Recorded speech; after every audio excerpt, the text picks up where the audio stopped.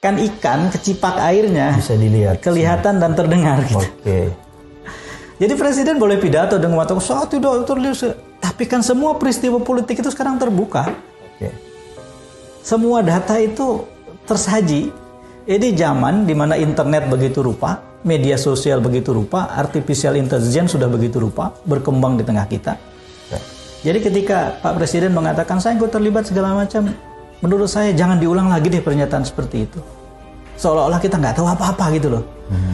Nah, menurut saya kalau seorang kepala negara dari awal bersikap partisan, berat memang Mas, berat.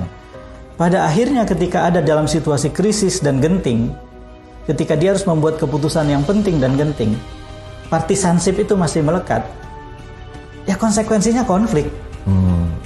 Karena ada pihak-pihak tertentu yang harusnya merasa ditimbang, yang harusnya juga menjadi bagian yang ditimbang dalam keputusan si penguasa, itu merasa diabaikan. Itu potensi konflik yang dahsyat itu. Jadi menurut saya ini konsekuensi logis saja. Apalagi kalau kemudian ternyata Gibran menjadi wakilnya Prabowo. Menurut saya sudah susah lagi kita bilang bahwa tidak terjadi sesuatu di antara presiden dengan PD Perjuangan. Susah.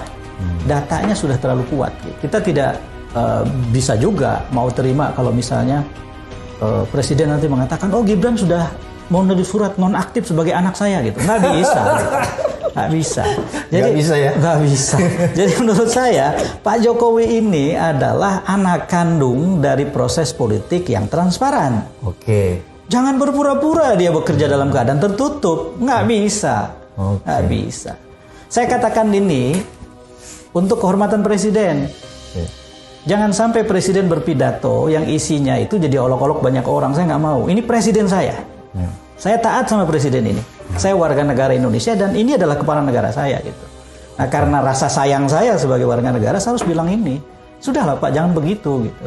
Kelola sekarang, jangan sampai nanti justru di ujung proses politik menjadi ditandai oleh banyak konflik yang sumbernya dari tangan Bapak gitu. Oke.